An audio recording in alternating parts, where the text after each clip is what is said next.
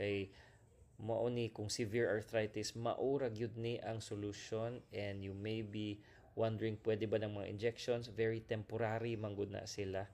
That is why I always tell my patients na yes, you can try these things, but the one thing na makapawala and makapalakaw ninyo, maura gyud ni.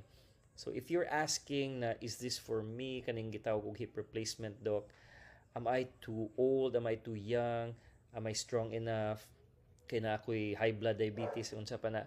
This is why we always screen our patients and need gyud ta og clearance sa mga medical doctors, mga internist. If naatay mga batan-on kaayo, we refer them gihapon. If naay mga tigulang kayo samot, no, labi na kanang naay mga high blood ug diabetes, need gihapon ni nato og clearance from a specialist sa high blood, specialist sa diabetes. Kay dili man ko specialista diha sa hips ug knees raman ta. So we definitely team up, kay mura man tag mga Avengers, no, we help patients as a team. So para asa man ni DI ang mga hip na replacements, doc? These are for patients with hip fractures, with AVN again, kanang ay mga severe arthritis sa hips, dysplasia sa hips, sometimes for mga failed surgery, ag mga tumor sa DI sa mga hips.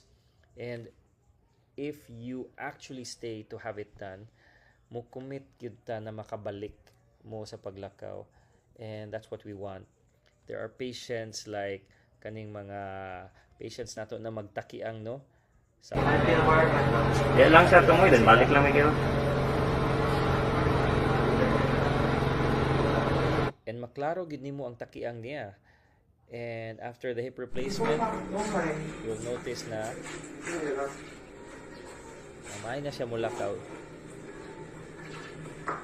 And this patient is actually already abroad, no? Trabaho na siya abroad. He went to the US to work, and he had a severe arthritis already from AVN. Also, kanang mga pasyente na natumba, it can be, caused by